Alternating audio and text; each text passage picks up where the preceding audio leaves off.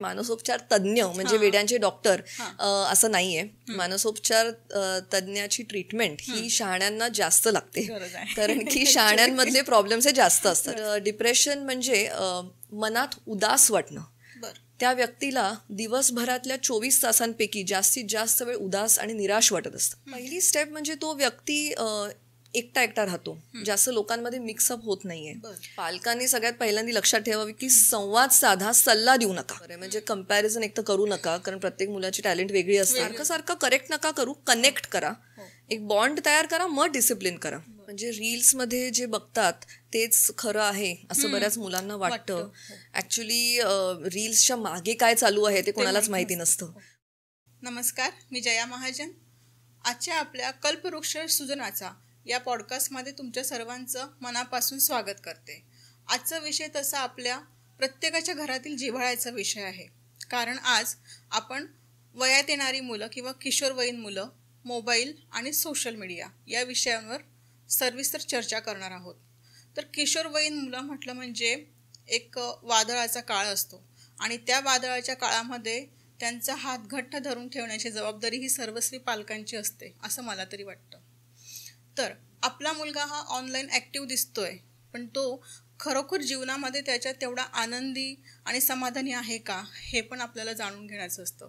तर या विषयावर आपण सविस्तर चर्चा करण्यासाठी मी इन्व्हाइट केलेलं आहे डॉक्टर प्रियंका धर्माधिकारी या मॅमना. मॅम, तुमचं माझ्या स्टुडिओमध्ये खूप खूप मनापासून स्वागत आहे. नमस्कार मॅम. तुमचा थोडासा मला सविस्तर परिचय हवा आहे. माझं नाव डॉक्टर प्रियंका धर्माधिकारी. मी एक सायकॅट्रिस्ट आहे, म्हणजे मानसोपचार तज्ज्ञ. मी MBBS कम्प्लीट केलं आहे आणि MD in psychiatry Nair hospital मुंबईमध्ये कम्प्लीट केलं आहे. आणि त्याच्यानंतर मी बाल मानसोपचार तज्ज्ञ म्हणजे चाइल्ड सायकॅट्री यामध्ये फेलोशिप केली आहे. आणि सध्या मी मनोदय न्यूरो सायकॅट्रिक हॉस्पिटल कल्याण, मधुरिमा स्वीटच्या शेजारी रामबागेमध्ये तिथे प्रॅक्टिस करते. अरे वा, छान. तर मॅम, आपण आता सुरुवात करूयात विषयालाच की मॅम, डिप्रेशन म्हणजे काय? डिप्रेशन म्हणजे काय, तुम्ही खूप छान प्रश्न विचारलात. कारण बऱ्याचदा अनेक टीनेजर्स आजकाल म्हणतात, अरे मी खूप डिप्रेस्ड आहे. पण ते म्हणजे डिप्रेशन असतं का? तर डिप्रेशन म्हणजे मनात उदास वाटणं. त्या व्यक्तीला दिवसभरातल्या 24 तासांपैकी जास्तीत जास्त वेळ उदास आणि निराश वाटत असतं. त्याला कशात मन लागत नसतं. पूर्वी ज्या गोष्टी आवडायच्या त्याच्यामध्ये त्याला इंटरेस्ट वाटत नसतो.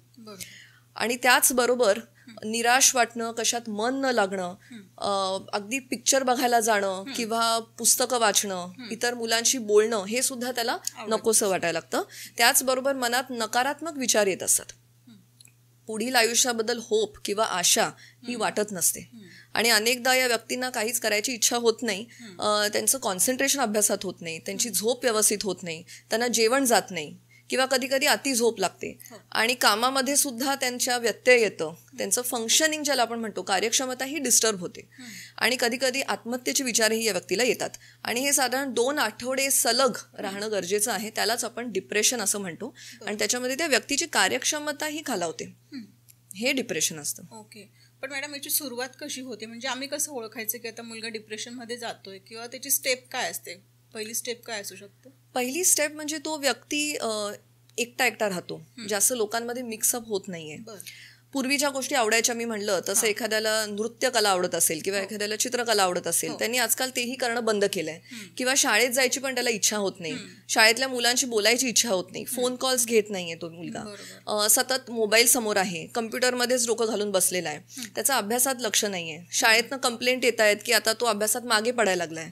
आणि बऱ्याच वेळा जर त्याच्या मनात असे नकारात्मक विचार असतील तर तो पेंटिंग्सच्या थ्रू स्वतःचे मनातले विचार व्यक्त करतो. काही मुलं अशी मॉन्स्टर्सची चित्र काढतात किंवा डार्क अशी काळी चित्र काढतात आणि त्यांना मनात आत्महत्येचे विचार येत असतात, तेही त्या चित्रातनं ते व्यक्त करतात. किंवा काही डायरीज मध्ये लिहितात. तर अशा विविध पद्धतीने दिसतं. काही मुलं चिडचिड खूप करतात. म्हणजे आई वडिलांशी जी मुलं आधी खूप छान बोलायची ते आता संवाद कमी करतात आणि चिडचिड आणि राग व्यक्त करतात. छोट्या गोष्टींवर रडायला येतं. म्हणजे कोणीतरी म्हणलं, अरे एवढं खाऊ नकोस, तुझं वजन वाढतंय, पटकन रडायला आलं त्या मुलीला. इतके दिवस ती अगदी ते ह्युमरसली घ्यायची, हास्यावर घ्यायची, पण आता तिला पटकन वाईट वाटतं, खूप सेन्सिटिव्ह झाली.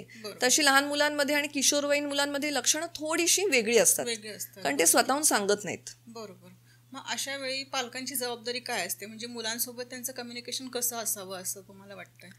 पालकांनी सगळ्यात पहिल्यांदा लक्षात ठेवावी की संवाद साधा, सल्ला देऊ नका. बऱ्याच पालकांना ही सवय, वाईट सवय असते की मुलांसमोर बसलो की सल्ला देतात की अरे तू अशा पद्धतीने अभ्यास कर, मी माझ्या काळी असं करायचो, तू अशाच पद्धतीने कर, तुझ्यासारखं आम्ही काय मोबाईल समोर 24 तास नाही बसायचो.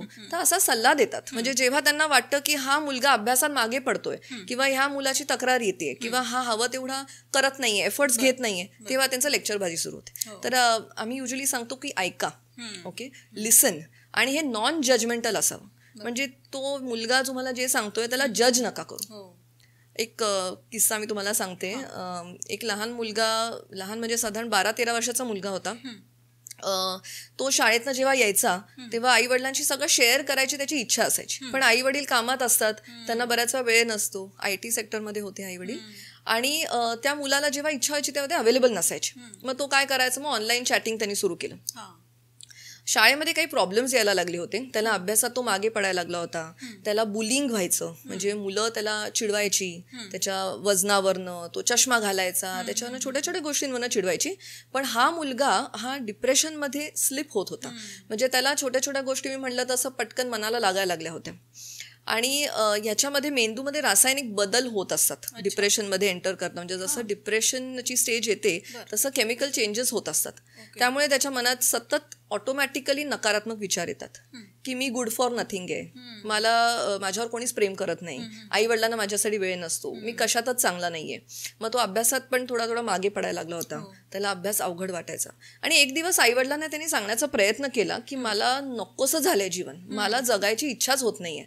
तर आई वडिलांनी ही गोष्ट खूपच हलक्यात घेतली, खूपच लाईटली घेतली. ते म्हणले अरे असं कसं होईल, जगण्याची इच्छा नाही, आत्ताशी तू 13-14 वर्षाचा आहेस, पूर्ण आयुष्य बाकी आहे, आता तू हे कर ते कर, मी तुला क्लास लावून देतो, आपण दोघं मिळून कराटेच्या क्लासला जाऊ, संगीताचा क्लास लावू, असं त्याला मोटिवेट करण्याचा खूप प्रयत्न केला. आणि आई वडील समजतात की हे आम्ही पॉझिटिव्ह, म्हणजे त्यांना पॉझिटिव्ह एनर्जी टाकतोय त्याच्यामध्ये असं करून.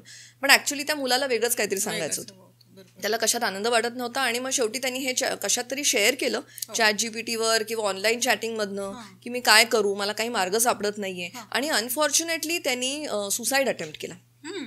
आणि तो सुसाईड अटेम्प्ट म्हणजे हँगिंगचा अटेम्प्ट होता. फॉर्च्युनेटली त्याच्या पेरेंट्सनी त्याला बघितलं आणि त्यावेळेस त्यांना लक्षात आलं की त्याच्या आयुष्यात बरेच द्वंद्व आहे आणि मग त्याला गरज आहे मानसिक आधाराची. याच्यावरून कळतं की मुलांना पालकांची किती गरज आहे. हो, त्यामुळे संवाद साधला, लिसन. परत मुलांशी बोलताना खूप सावधानता बाळगायला लागते या विषयावर की कम्पेअर करू नये मुलांसोबत कधीही. अगदी बरोबर आहे. की त्याने असं केलंय म्हणून तूही तसंच करावं, ही कुठेच तुलना करू नये असं मला वाटतं. कारण प्रत्येकामध्ये काहीतरी क्वालिटी असते, तुम्ही त्याला तेवढा वेळ द्या किंवा समजून घ्या मुलाला आणि मग तुम्ही पुढे हे करू शकता. बरोबर आहे. म्हणजे कम्पॅरिझन एक तर करू नका, कारण प्रत्येक मुलाची टॅलेंट वेगळी असते. आणि त्या मुलाला तुम्ही पुरेसा वेळ द्या, मग क्वालिटी टाइम द्या. म्हणजे तुमचे गॅजेट्स बाजूला ठेवून त्याच्याशी बोला, त्याचं ऐकून घ्या आणि बॉन्ड तयार करा. बऱ्याच वेळा पालक करेक्ट करतात, अरे ऑफिसमध्ये आल्यानंतर अरे तू असा काय बसलायस, अभ्यास का नाही करत आहेस, मोबाईल का बघतोयस. सारखं सारखं करेक्ट नका करू, कनेक्ट करा, एक बॉन्ड तयार करा, मग डिसिप्लिन करा. मॅडम, बरीचशी मुलं आहेत ना मोबाईलमध्ये इतके गुंतलेली असतात की त्यांना आजूबाजूचं सगळं विसरायला होतं. अशा कंडिशनमधून पालकांनी त्यांना कसं बाहेर काढावं? कारण बऱ्याच वेळा ना इतकी तासन तास की 4 तास 5 तास हे अगदी नॉर्मल झालेलं आहे. मुलं इतक्या वेळ रील्स बघत बसतात आणि अभ्यासही मागे पडतोय आणि त्यांना कुठेतरी डिप्रेशनमध्येही जायला लागलेत मुलं. कारण ते रील्समध्ये जे दाखवतात ते खूप त्यांना असं वाटतं याचं आयुष्य किती छान आहे आणि मी कसं असं आहे.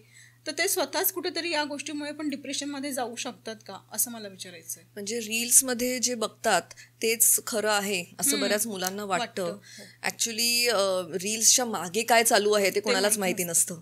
म्हणजे रील्समध्ये सगळे हसणारे चेहरे आणि छान ऍक्शन करणारे लोक दिसतात, पण त्याच्या मागे बराच एफर्ट असतो, बऱ्याच वेळा स्ट्रगल असतो, भांडण करून आलेले लोक असतात, हे मुलांना कळत नाही. आणि अशा वेळेस ही मुलं त्या ह्याच्यात गुंतून जातात. रील्स हे खूप छोटे छोटे असतात, त्यामुळे ते मुलांचं अटेन्शन पटकन गेन करतात. त्यांना जास्त वेळ त्याच्यात घालवावा लागत नाही. आणि आताची जनरेशन अशी झाली की ना सगळं फास्ट लागतं, त्याच्यामुळे ते पटकन त्याच्यात अट्रॅक्ट होतात.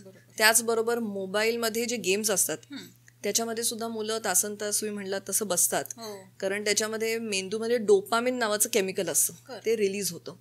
गेम जिंकलो किंवा फॉलोअर्स आणि लाईक्स मिळाले की ब्रेनमध्ये सडनली ते डोपामिन रश होतो. आणि तो डोपामिन म्हणजे हॅपीनेस देणारा असतो. हॅपीनेस म्हणजे इन्स्टंट हॅपीनेस. आणि तो इतका आनंद मिळतो त्यांना की तो दुसऱ्या कुठल्याच ऍक्टिव्हिटीमध्ये मिळत नाही. आणि ते रिझन आहे की त्यांना परत परत तो गेम खेळावा असं वाटतं. आता ह्या परिस्थितीत आई वडिलांनी जर ते काढून घेतलं तर ते आई वडील त्यांचे दुश्मन झाले. तर मग अशा वेळेस मुलांना त्याच्यातनं बाहेर काढण्यासाठी आई वडिलांनी स्ट्रॅटेजीज यूज करणं गरजेचं आहे. सगळ्यात पहिल्यांदा आई वडिलांनी गॅजेट फ्री झोन्स ठरवा घरामध्ये, की जेवताना किंवा सकाळी उठल्यानंतर आपण अजिबात मोबाईल किंवा कुठलेही गॅजेट बघणार नाही. आपण एकमेकांशी बोलू, वेळ द्यायला हवा. मग जेव्हाही वेळ असेल, असं नाही की तुम्ही जेवताना एकत्र तुम्हाला बसता येतच नसेल, प्रत्येकाची लाईफस्टाईल वेगळी असते, तर निदान त्याला क्लासला सोडायला तुम्ही जा, त्यावेळेस त्याच्याशी बोला, त्याच्या स्कूलमध्ये काय झालंय ते ऐकून घ्या. तर मग असं वेगळ्या पद्धतीने आणि क्वालिटी टाइम मी मगाशी म्हटलं तसं तो द्यायचा प्रयत्न करा. आणि मुलाला क्रिटिसाइज करू नका, सारखं सारखं हिणवू नका की तुला जमणारच नाहीये आयुष्यात, तुला काहीच जमणार नाहीये किंवा तू असंच वागतोयस सतत, तू आळशीच आहेस. हे हिणवणं झालं मग मुलांना इच्छा होत नाही तुमच्याशी शेअर करण्याची. आणि अनदर थिंग इज की मोबाईल हा मुलगा जास्त का बघायला लागला इन द फर्स्ट प्लेस, या मागचं रिझन तुम्ही शोधून काढा. म्हणजे बऱ्याचदा या मुलांना खऱ्या आयुष्यामध्ये तेवढा आनंद मिळत नाहीये, म्हणून ते रील वर्ल्डमध्ये जातात. म्हणजे खऱ्या आयुष्यात त्यांना अभ्यासात इंटरेस्ट वाटत नाहीये. एक तर त्यांची एकाग्रता होत नाहीये, त्यांचं कॉन्सन्ट्रेशन नाहीये. किंवा काही मुलांना लर्निंग डिसऑर्डर्स, जसं तारे जमीन पे मध्ये दाखवलंय तसे लर्निंग डिसेबिलिटी असू शकते, ज्याच्यामुळे त्याला अभ्यास नीट समजत नाहीये किंवा त्याची बुद्धिमत्ता कमी असल्यामुळे त्याला अभ्यास समजत नाहीये. आणि आई वडिलांच्या प्रेशर खाली किंवा समाजाच्या प्रेशर खाली ते करत चालले. किंवा रिअल लाईफमध्ये त्याला मित्र नाहीयेत, तो सोशली अँक्शियस आहे, म्हणजे तो घाबरट आहे किंवा त्याला मोकळेपणे बोलता येत नाहीये, ज्यामुळे तो त्याच्या कोशात गेलेला आहे. आणि तो मोबाईल हे त्याच्यासाठी एक फ्रीडम आहे. आणि संवाद घरात होत नाहीये, त्याच्यामुळे सुद्धा मुलं ऑनलाईन जास्त वेळ घालवायचा प्रयत्न करतात. मॅडम, अशा सिच्युएशनमध्ये आम्हाला जेव्हा कळतं की मूल डिप्रेशनमध्ये जातंय, तेव्हा आम्ही तुमच्याकडे तसं मुलांना घेऊन येतो सायकॅट्रिस्टकडे. पण बऱ्याच लोकांची मेंटॅलिटी असं आहे की ते पटकन तयार होत नाही सायकॅट्रिस्टकडे मुलांना न्यायला. तर मग अशा परिस्थितीमध्ये तुम्ही काय सल्ला देऊ शकता? बरोबर. आपल्याला कुठलाही आजार झाला की आपल्याला डॉक्टरांकडे जाण्याची गरज असतेच. कारण आपण स्वतःहून घरी एका लिमिटपर्यंत त्याची ट्रीटमेंट करू शकतो. जसं थोडीशी जखम झाली तर आपण घरी पट्टी लावू, पण फ्रॅक्चर झाल्यावर आपल्याला डॉक्टरांकडे जावंच लागतं. तर तसंच मानसिक आजारांचं आहे, ते विविध प्रकारचे असतात. त्यामुळे मानसिक ताणतणाव जरी एखाद्या व्यक्तीला असला आणि त्याला तो स्वतःहून सोडवता येत नाहीये, त्याला मॅनेज करता येत नाहीये, ते विचार त्याच्या आटोक्यात नाही राहत आहेत, मी म्हटलं तसं फिजिकल सिम्पटम्स त्याच्यात असतात. म्हणजे शारीरिक लक्षणं काही काही आजारांमध्ये असतात. घाबरल्यासारखं होणं, झोप नष्ट होणं, जेवण न जाणं किंवा अभ्यासात मन न लागणं, एकटेपणा वाटणं, रडायला येणं. आणि सायकोलॉजिकल लक्षणं म्हणजे मनात मी म्हटलं तसं नकारात्मक विचार येणं, नको नकोसं वाटणं, सगळं आयुष्यच नकोसं वाटणं. तर अशा विविध लक्षणं जर आपल्याला असतील तर आपल्याला सायकॅट्रिस्टची गरज असते त्यावेळेस. आणि हा एक आजार आहे हे समजून घ्या. बऱ्याच वेळा लोकांना वाटतं की तू मन घट्ट कर म्हणजे तुझं सगळं प्रॉब्लेम तुझा सॉल्व्ह होईल. तर असं नाहीये ना. मन घट्ट कसं करणार, त्याला ते जमत नाही. आपल्याला त्याला गाईड करण्याची गरज आहे. आणि मुळात मेंदूमध्ये रासायनिक बदल झाल्यामुळे हे सगळे प्रॉब्लेम्स निर्माण झालेत हे लक्षात येणं गरजेचं आहे. जसं की थायरॉइडचा जो प्रॉब्लेम असेल तर थायरॉइड नावाचं हॉर्मोन हे कमी झालेलं असतं. किंवा डायबिटीजमध्ये इन्सुलिन बरोबर नसतं सिक्रेट होत, तर त्याच्यामुळे आपण ट्रीटमेंट घेतो. तसं सायकॅट्रिक इलनेसमध्ये डिप्रेशन असो, अँझायटी असो, त्याच्यामध्ये रासायनिक बदल म्हणजे डोपामिन आणि सिरोटोनिन याची लेवल ही कमी झालेली असते. त्याच्यामुळे आपल्याला ट्रीटमेंटची गरज असते. आणि ही ट्रीटमेंट आणि काउन्सिलिंग दोन्ही गोष्टी सायंटिफिक पद्धतीने केल्या जातात, जे आपण घरी नाही करू शकत. पण मग आता आमच्यासारख्या सामान्य लोकांना कळत नाही की हे डिप्रेशन म्हणजे नेमकं फक्त मुलांचा मूड स्विंग होतोय तो डिप्रेशन म्हणू शकतो, की खूप वेळ तो तसाच आहे, 1, 2, 3, 6 महिन्यांपर्यंत मुलाची ऍक्टिव्हिटी अगदी सेम आहे, तो अगदी कोणाशी बोलत नाहीये, तर तेव्हा तो डिप्रेशनमध्ये जातोय. तर तो आम्ही फरक कसा ओळखायचा आहे?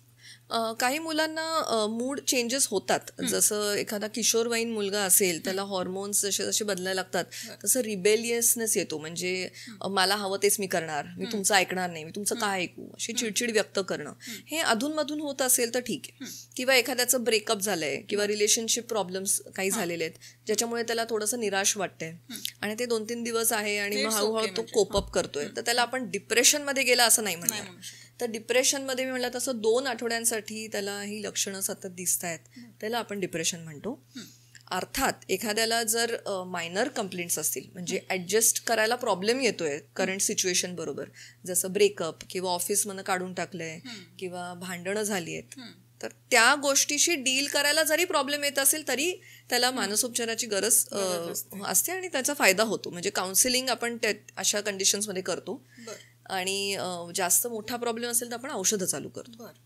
आता मी थोडंसं विषयांतर करते. म्हणजे आपण मुलांबद्दल बोलत होतो, तर एक 40 क्रॉस केलेल्या ज्या स्त्रिया असतात त्या पण काही कालांतराने, म्हणजे जोपर्यंत मुलांची जबाबदारी असते, सर्व घर त्यांना हँडल करायचं असतं, तोपर्यंत त्यांना काही जाणवत नाही अशा गोष्टी. पण एका वेळेनंतर मुलंही मोठी होतात, नवराही त्याचे व्याप असतात आणि मग ही एकटी पडते.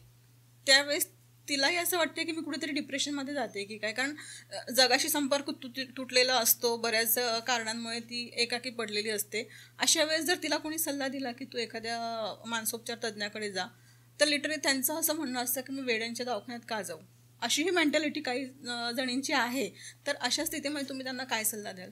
मुळात मानसोपचार म्हणजे वेड्यांचे मानसोपचार तज्ज्ञ म्हणजे वेड्यांचे डॉक्टर असं नाहीये. मानसोपचार तज्ज्ञाची ट्रीटमेंट ही शहाण्यांना जास्त लागते, कारण की शहाण्यांमधले प्रॉब्लेम्स हे जास्त असतात. मी आता तुम्हाला जे सांगितलं, अँझायटी म्हणजे चिंता विकार आणि नैराश्य, हे प्रॉब्लेम्स हे आपल्यामध्ये कोणालाही निर्माण होऊ शकतात. अगदी स्त्रियांमध्ये मी म्हटलं तसं अनेक टप्प्यांमध्ये हे चेंजेस होतात, जसं डिलिव्हरी नंतर किंवा पाळीच्या काही दिवस आधी मूड स्विंग्स होतात आणि त्याचबरोबर पाळी बंद व्हायला येते, त्याला मेनोपॉज म्हणतात. पेरीमेनोपॉझल स्टेजमध्ये खास करून स्त्रियांना हे प्रॉब्लेम्स जास्त प्रमाणात दिसतात. तर ह्या फेजमध्ये त्यांना एकटेपणा नक्कीच जाणवत असतो. बऱ्याचदा त्या हाऊसवाईफ्स असतात आणि सगळेजण बिझी असतात, कामात असतील तरी जबाबदाऱ्या प्रचंड असतात, त्याच्यामुळे त्यांना स्ट्रेस खूप आलेला असतो. आणि बोलायचं कोणाशी, म्हणजे घरी तर सासरच्या लोकांशी मी हा विषय कसा डिस्कस करू, ते माझ्याबद्दल काय विचार करतील, आणि मिस्टरांशी हाच विषय सारखा सारखा कसा डिस्कस करू, ते म्हणतील अरे तू बस कर, इतके प्रश्न नको आम्हाला विचारू, सारखं सारखं तेच तेच रटाळ बोलणं बंद कर. मग अशा वेळेस स्त्रीला हे प्रॉब्लेम्स कधी कधी मैत्रिणींबरोबर डिस्कस करायला लाज वाटू शकते. ओके, तर तिने ओपन अप होणं म्हणजे व्यक्त होणे हे खूप गरजेचं आहे. तर अशा वेळेस काउन्सिलिंगची मदत होते. तर ती असेसमेंट आम्ही आधी करतो, म्हणजे ती आली की आम्ही असेसमेंट करतो, त्यांच्याशी बोलतो, त्यांचे प्रॉब्लेम्स काय आहेत आणि तो कुठल्या टाईपमध्ये मोडतो हे आम्ही आधी शोधतो हिस्ट्री घेऊन, आणि त्याप्रमाणे त्यांची ट्रीटमेंट करतो. तर नक्कीच शहाण्या लोकांना ओव्हर थिंकिंग, एखाद्या गोष्टीबद्दल खूप वेळ विचार करत राहणं, खूप चिंता वाटणं, प्रत्येक गोष्टीमध्ये परफेक्शन लागणं, अशा बऱ्याच स्त्रिया आहेत ज्यांना 100% सगळीकडे द्यायचं असतं. असे छोटे छोटे इश्यूज वाढत वाढत वाढत हळूहळू मोठा प्रॉब्लेम होऊ शकतो. त्यामुळे वेळेतच मदत घेणं गरजेचं आहे. इनफॅक्ट डेली बेसिसवरच आपण आपले थॉट्स मॉडिफाय करत राहिलो तर एवढा मोठा प्रॉब्लेम बऱ्याच वेळा निर्माण होणार नाही. बरोबर, ठीक आहे. तर असाही समज आहे की यासाठी ट्रीटमेंट करताना तुम्ही ज्या गोळ्या औषध उपचार करतात तर त्याने काही साईड इफेक्ट होतो का? ओके, ही एक मिथ आहे. म्हणजे बऱ्याच जणांना हा विचार डोक्यात असतो की गोळ्या नको, म्हणजे मी येईन आणि मी काउन्सिलिंग करेन बाबा, गोळ्या नको. पण पेशंटला आम्ही हे सांगतो, अरे तुम्ही नका ठरवू की तुम्हाला गोळ्यांची गरज आहे का काउन्सिलिंगची गरज आहे. आता आपण मी म्हणलं तसं ऑर्थोपेडिककडे गेलो किंवा जनरल डॉक्टरकडे, जनरल फिजिशियनकडे जरी गेलो तरी आपण त्यांना असं डायरेक्ट करत नाही ना, मला गोळ्या नको, मला तुम्ही बोलून ठीक करा. तर आजार आहे तो बोलून नाही ठीक होत. ओके, ताणतणाव आहे तो बोलून आणि काउन्सिलिंगच्या मार्फत ठीक होऊ शकतो. थोडाफार ताणतणाव म्हणजे घरामध्ये मायनर मिसअंडरस्टँडिंग झाले, थोडी वाद आहेत, किंवा ऑफिसमध्ये काही प्रॉब्लेम्स आहेत, किंवा एखाद्याला परीक्षेचा ताण आहे, असे विविध गोष्टी आहेत ज्याच्यामध्ये काउन्सिलिंगची मदत होते. पण औषधं आपल्याला द्यावीच लागतात जर मेंदूमध्ये रासायनिक बदल होत आहेत, हे आम्हाला दिसतंय त्या पेशंटच्या बिहेवियरवरनं. ओके, तर मग त्या पेशंटचं बिहेवियर असं आहे तर औषधं द्यावी लागतात. तर औषधांची साईड इफेक्ट्स नको व्हायला म्हणून आम्ही मॉनिटर करतो. म्हणजे सुरुवातीला 10 दिवसांच्या गोळ्या देतो, मग त्याच्यानंतर 1-1 महिन्याच्या देतो. मग काय साईड इफेक्ट्स असू शकतात, तर काही गोळ्यांनी झोप येते. तर ज्यांना झोप येत नाहीये त्यांना आपण अशा पद्धतीच्या गोळ्या देतो ज्यांनी झोप येईल. किंवा काही गोळ्यांनी वजन वाढतं, तर एखाद्याला ऑलरेडी वजन जर जास्त असेल, त्याला वजन किंवा स्त्रिया असतील, तर आम्ही त्यांना वजन न वाढणाऱ्या गोळ्या देतो. म्हणजे असे भरपूर विविध प्रकारच्या मेडिसिन्स अवेलेबल आहेत ज्याच्याने भूक जास्त वाढणार नाही किंवा वजन वाढणार नाही. म्हणजे असे साईड इफेक्ट्स होणार नाहीत. आणि त्याचबरोबर मॉनिटरिंग हे महत्त्वाचं आहे. म्हणजे डॉक्टरांच्या सल्ल्याशिवाय, सायकॅट्रिस्टच्या सल्ल्याशिवाय directly over the counter medicines नका घेऊ. ते घेतल्याने मग साईड इफेक्ट्स होतात. डॉक्टरांच्या सल्ल्याने घेतल्याने साईड इफेक्ट्स नाही होत. मॅडम, आता पुढचा प्रश्न असा की बऱ्याच वेळेला ना पालकांनाही मुलांच्या भावना कळत नाहीत. म्हणजे ते जेवढं मित्रमैत्रिणींमध्ये ओपन होतात तेवढं ते घरामध्ये होत नाही.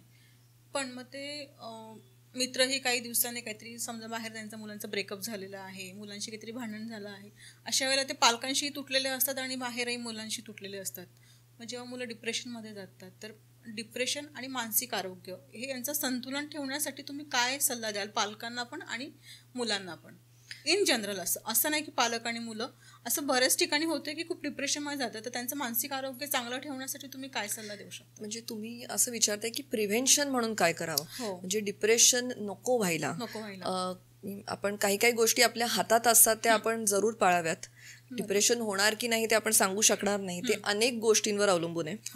पण मुळात आपण डेली बेसिसवर किंवा रोज काय करू शकतो, तर 5 महत्त्वाच्या गोष्टी आहेत ज्या सगळ्यांनी लक्षात ठेवायला पाहिजेत. की घरामध्ये मोकळा संवाद साधा, एकमेकांना न जज करता एकमेकांशी तुम्हाला बोलता यायला पाहिजे. मग नवरा बायकोला सुद्धा एकमेकांशी व्यवस्थित कम्युनिकेट करता यायला पाहिजे. न भांडण करता, न चिडता एकमेकांचं ऐकून घ्या, समजून घ्या. मुलांचं समजून घ्या, मुलांना काय बोलायचंय, मुलांना वेळ द्या आणि त्यांचा पॉईंट ऑफ व्ह्यू सुद्धा समजून घ्या. प्रत्येक वेळा स्वतःचा पॉईंट ऑफ व्ह्यू नका लादू. म्हणजे मोकळा संवाद होणं गरजेचं आहे. दुसरं म्हणजे आपण चेहरा रोज धुतो, आपण चेहऱ्याची एवढी काळजी घेतो, तसंच आपल्या मनातल्या विचारांची पण काळजी घेणं गरजेचं आहे. त्यांना सुद्धा टाइम टू टाइम वॉश करत राहा. बऱ्याचदा लोक जुन्या गोष्टी धरून ठेवतात, तेव्हा असं घडलं होतं, आणि आत्ताच्या करंट सिच्युएशनमध्ये त्या गोष्टी आणतात आणि त्याच्यामुळे वाद होतो. तर त्यामुळे लेट गो करायला शिका. जुन्या गोष्टी तिथेच सोडून द्या. प्रत्येक वेळा आपण त्या गोष्टी बदलू शकत नाही, आणि आपल्या मनात जे सतत नकारात्मक विचार येत आहेत त्यांना मॉडिफाय करायचा प्रयत्न करा.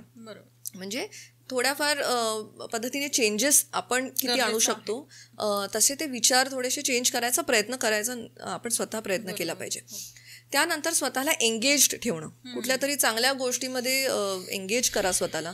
जसं एखादी हाऊसवाईफ असेल तर तिने नक्कीच एखाद्या ग्रुपला जॉईन केलं पाहिजे, सोशल वर्क करा, किंवा तिला स्वयंपाकात ती चांगली असेल तर तिने त्याच्यामध्ये काही करिअर ती करू शकते, किंवा काही करिअर वुमन असेल तर तिने सुद्धा स्वतःला सतत छान पद्धतीने एंगेज ठेवणं गरजेचं आहे.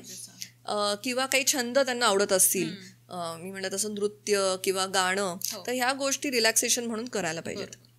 आणि त्याचबरोबर सगळ्यात महत्त्वाचं म्हणजे स्वतःसाठी वेळ काढा. खास करून स्त्रियांसाठी हे महत्त्वाचं आहे, कारण ते इतक्या बिझी असतात इतरांसाठी की स्वतःसाठी अजिबात वेळ नसतो. 15-20 मिनिटं सुद्धा नसतात. साधं चहाचा कप घेऊन जरी तुम्हाला शांतपणे बसता येत असेल तर ते सुद्धा खूप छान आहे. तर जी ऍक्टिव्हिटी तुम्हाला आवडते त्याच्यामध्ये तुम्ही छान इन्व्हॉल्व्ह व्हा आणि स्वतःला रिलॅक्स करा आणि माइंडफुल राहा. माइंडफुलनेस म्हणजे काय की जे चालू आहे प्रेझेंट मोमेंटमध्ये तिथे राहा. आपले विचार भरकटत असतात, पुढे मागे, उद्या काय, काल काय झालं, उद्या काय होईल, ह्या गोष्टींमध्ये आपलं पेंड्युलम सारखं मन हे सतत डोलत असतं. त्यामुळे वर्तमानात जगायचा प्रयत्न करा. हे 5 मुद्दे लक्षात ठेवणं महत्वाचं आहे. सगळ्यात पहिल्यांदा मोकळा संवाद साधा, एकमेकांना जज न करता. मनातले विचार हे सतत मॉडिफाय करा आणि सकारात्मक दृष्टिकोन ठेवायचा प्रयत्न करा. तिसरं म्हणजे कन्सिस्टंट रुटीन पाळा, नियमितपणे ती गोष्ट रोज करा. छंद जोपासा आणि स्वतःला एंगेज ठेवा. प्रत्येक गोष्टीमध्ये तुम्ही जे काही काम करत असता त्याच्यात माइंडफुल राहा. म्हणजे काय की वर्तमान काळात जगायचा प्रयत्न करा आणि स्वतःसाठी थोडासा वेळ काढा जेव्हा तुम्ही रिलॅक्स व्हाल. बरोबर.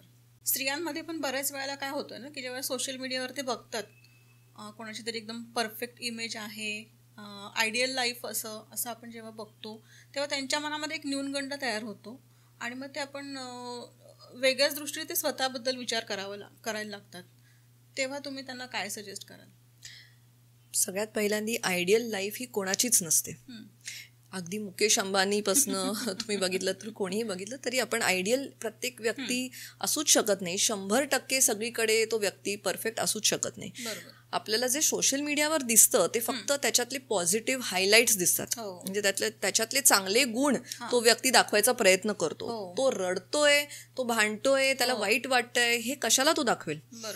आणि ही जी आयडियल बॉडी आहे, आजकाल इतक्या गोष्टी फोटोशॉप होतात, त्यामुळे कोण आयडियल आणि कोण नॉन आयडियल हे आपण सांगू शकत नाही. आता सगळ्यात महत्वाची गोष्ट म्हणजे तुम्ही स्वतःला स्वीकारा. बऱ्याच लेडीजला, बऱ्याच स्त्रियांना असं वाटतं की समोरच्या माणसांनी मला स्वीकारलं पाहिजे, समोरच्या माणसांनी मला प्रेम केलं, समोरच्या माणसांनी मला चांगलं म्हणलं म्हणजे मी चांगले. तसं नाहीये. तुम्ही स्वतःवर प्रेम करा आणि तुम्ही स्वतःच्या चांगल्या पॉइंट्सला आणि वाईट मुद्द्यांना, दोन्ही मुद्द्यांना आपलंसं करा आणि स्वीकारा. ओके. कारण काही काही गोष्टी आपण स्वतःबद्दल बदलू शकत नाही आणि आपल्यामध्ये काही काही चांगल्या गोष्टी असतात ज्या दुसऱ्यांमध्ये नसतात. त्यांच्याकडे फोकस करा आणि त्या शोधा. बरोबर. मग ते अशा वेळेला काय होतं ना की ते तुलना करतात आणि उगीच खोटं खोटं की मी स्वतः किती टॉक्सिक पॉझिटिव्हिटी आपण त्याला म्हणू शकतो की मी खूप आनंदी आहे असं दाखवण्याचा प्रयत्न म्हणजे उगीच करत असतात. त्याच्यामुळे ते एक वेगळ्याच प्रकारच्या डिप्रेशनमध्ये जातात की तसं नाहीये पण मी लोकांना दाखवते तसं. असंही होतंय बऱ्याच वेळेला असं होतंय. पण मग हे खोटं वागणंही चुकीचं आहे कुठेतरी, मला असं वाटतं. म्हणलं तसं व्हॅलिडेशन त्यांना हवं असतं. व्हॅलिडेशन म्हणजे ऍक्सेप्टन्स समोरच्या माणसाकडनं. आणि मला तुम्ही स्वीकारा, मी म्हणलं तसं, किंवा तुम्हाला मी आवडली पाहिजे, हे सतत त्यांना इतरांना दाखवायचं असतं. आणि त्या व्यक्तीला मी आवडले किंवा मला फॉलोअर्स मिळाले म्हणजे मी चांगली, असं ते एक लहानपणापासून त्यांच्या मनात हे रुजलेलं आहे की तुम्ही दुसऱ्यांच्या नजरेत जर चांगले असाल तर तुम्ही व्यवस्थित.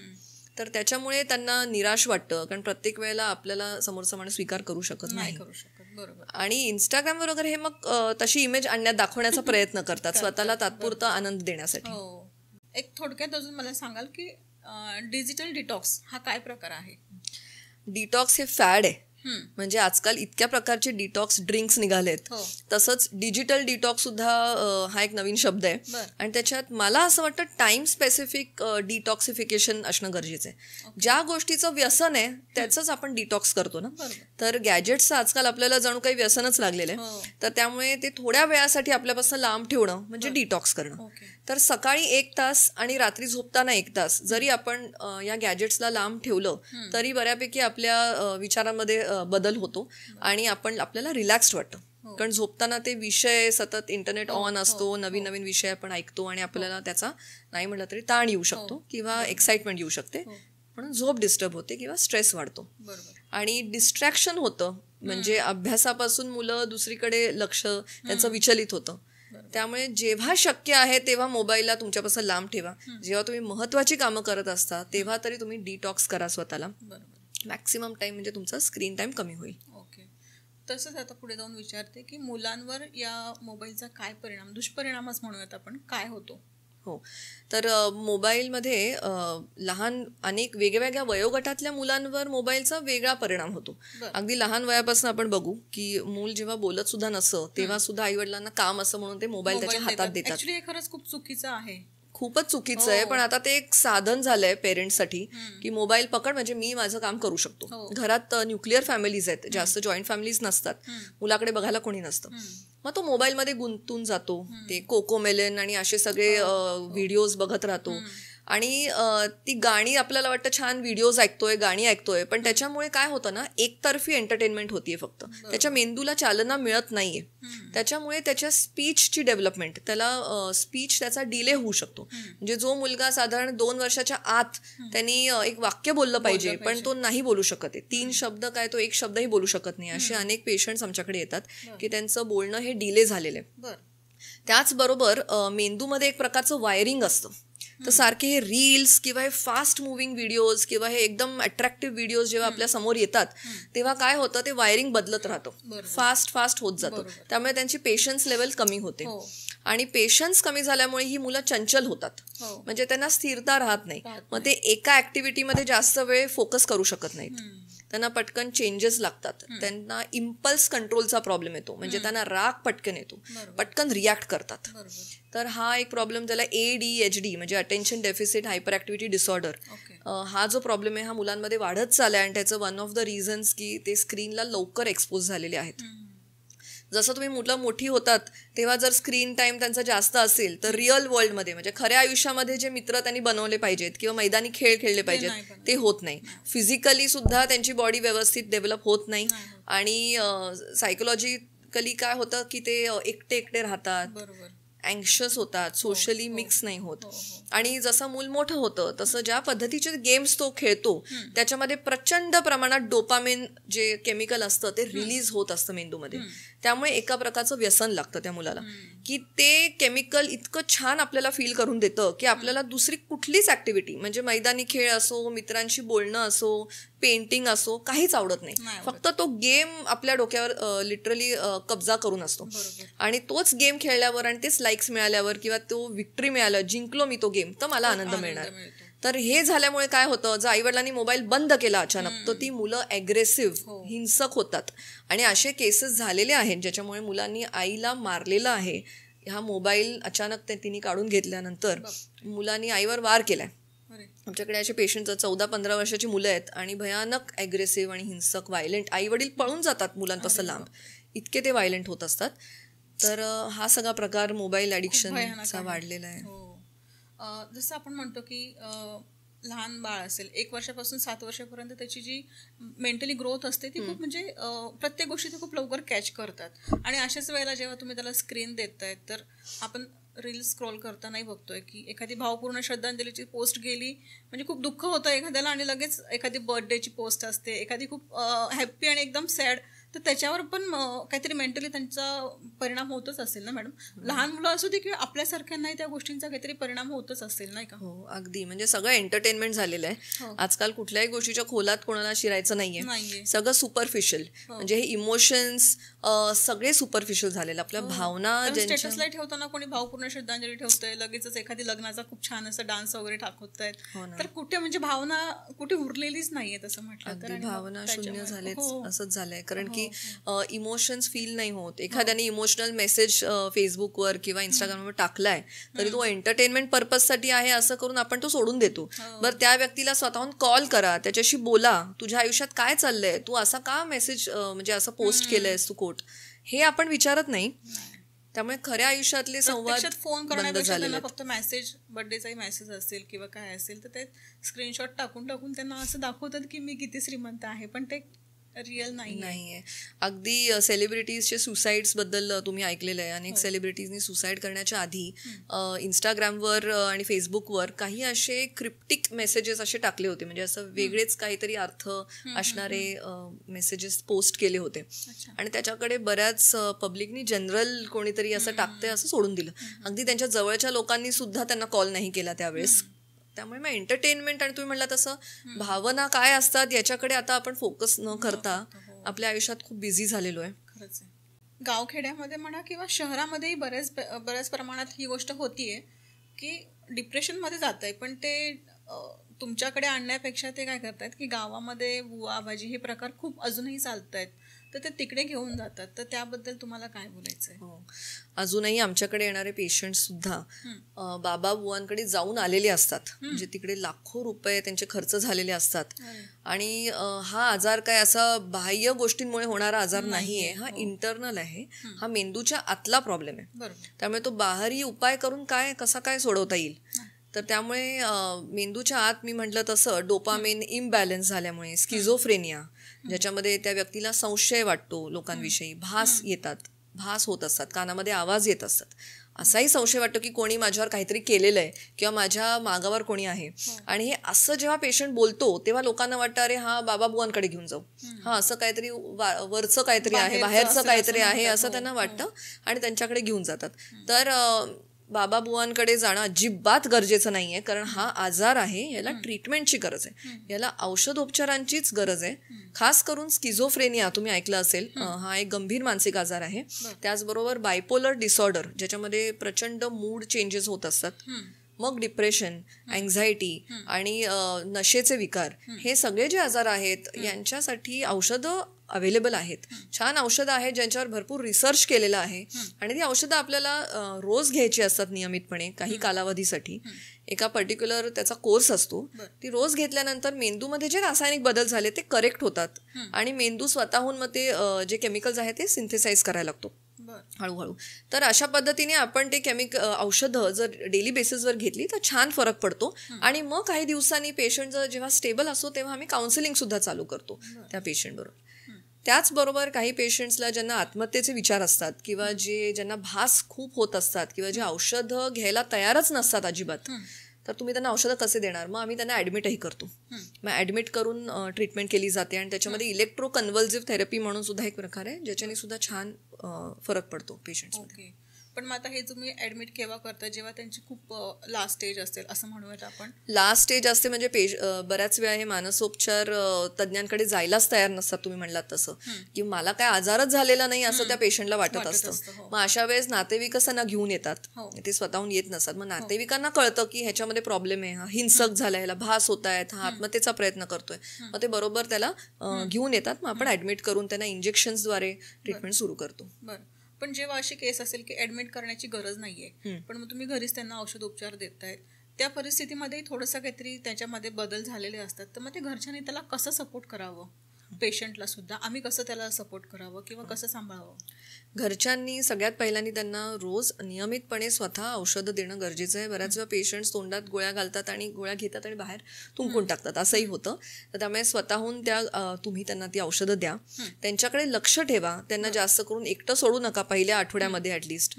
निदान त्यांच्या मनात जर खूप टोकाचे विचार असतील, जसं आत्महत्येचे विचार असतील वगैरे, तर सतत वॉच ठेवा. आणि जसा पेशंट हळूहळू बरा व्हायला लागतो तसं पेशंटशी छान संवाद साधा. त्याला वेगळं नका समजू, म्हणजे तुमच्यामधलंच समजा आणि त्याच्याशी जनरल टॉपिक्सवर छान बोला. तो जर औषधं घेऊन थोडासा झोपत असेल किंवा त्याला भूक जास्त लागते किंवा त्याच्याकडनं कामं होत नाहीयेत, तर त्याला हिणवू नका की तू आळसावलेला आहेस, तुला काहीच जमत नाही, तू मनोरुग्ण आहेस, तुला काही अक्कलच नाहीये, तू वेडा आहेस, असे शब्द त्याच्यासमोर नका बोलू. त्यामुळे मानसिक आजारांबद्दल जागरूकतेची एवढी गरज आहे की असे शब्द आणि असं ऐकल्यानंतर कोणता व्यक्ती औषधं घेईल आणि ट्रीटमेंट घेईल? जर तू वेडा आहेस, तू मूर्ख आहेस, पागल आहेस, असं जर शब्द घरचे वापरत असतील, त्यामुळे हे आधी बोलणं बंद करा आणि सपोर्ट द्या त्यांना की मी तुझ्या सोबत आहे, ओके, मी तुला समजून घेऊ शकतो आणि मी तुझ्या सोबत आहे. असे शब्द जर पालकांनी सुद्धा मुलांसमोर म्हटले किंवा एखाद्या रुग्णाच्या रिलेटिव्हनी असं म्हटलं असेल तर त्याला खूप सपोर्टेड वाटतं आणि आनंद, रिलॅक्स्ड वाटू शकतं. मॅडम, बऱ्याच वेळेला काय होतंय ना की बऱ्याच जणांना की छातीत जळजळ होतंय, दुखतंय, चेस्ट पेन होतंय, पोटात दुखतंय, डोकं सारखं दुखतंय आणि डॉक्टरांकडे गेले की सगळे रिपोर्ट त्यांचे नॉर्मल असतात, नील असतात. तर अशा स्थितीमध्ये तुम्ही त्यांना काय सल्ला देऊ शकतात? की ते फक्त त्यांचे मनाचे खेळ असतात की काय, की त्याच्याशी काही पोटाशी किंवा याचा काही संबंध आहे का?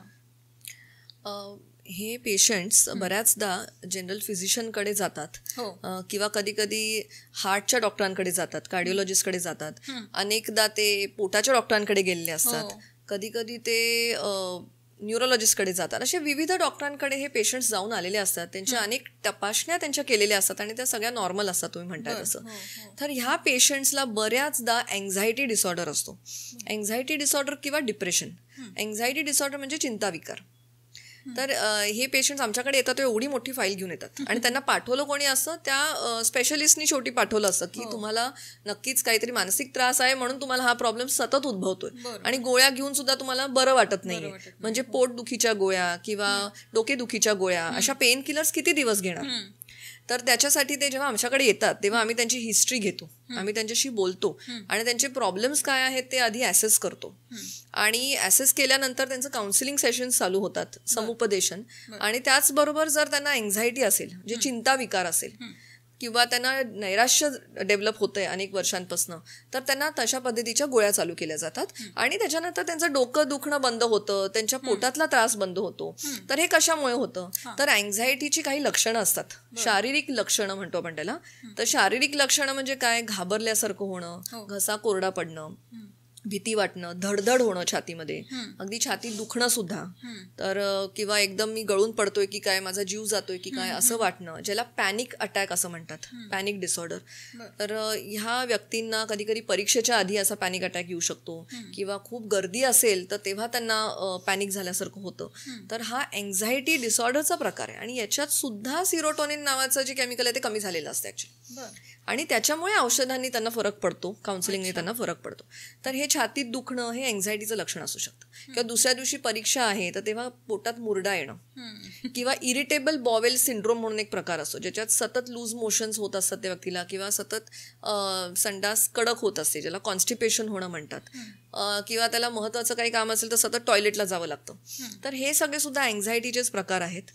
आणि काही स्त्रियांमध्ये खास करून 40 ते 50 वयोगटातल्या स्त्रियांमध्ये ज्यांना मेनोपॉज पण येत असतो, त्या स्त्रियांमध्ये अनेक वेळा शारीरिक तक्रारी डिप्रेशनमध्ये खूप असतात. जसं डोकं दुखतं, किंवा पाठ दुखते सतत, किंवा कंबर दुखत असते, आणि सतत तीच एक तक्रार चालू असते. त्यांचा फोकस सुद्धा सतत त्या तक्रारींकडे असतो.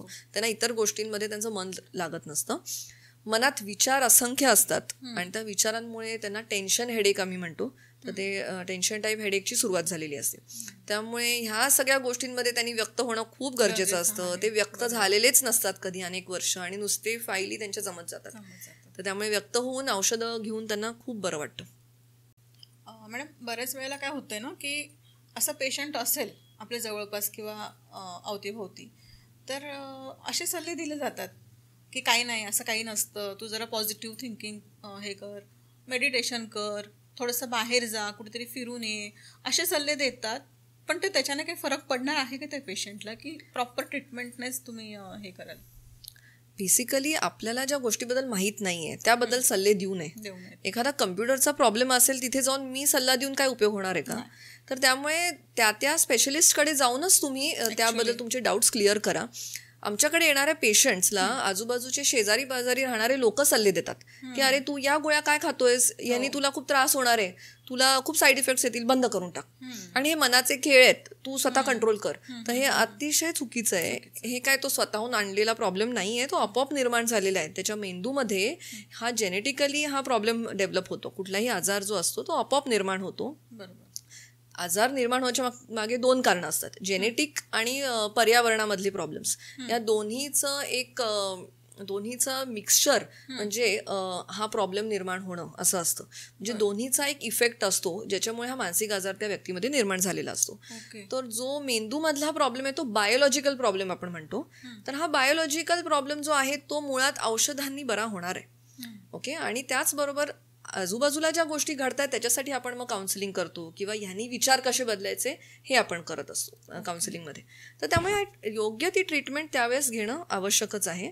त्यामुळे पहिल्यांदा सल्ले चुकीचे देणं लोकांनी बंद केलं पाहिजे.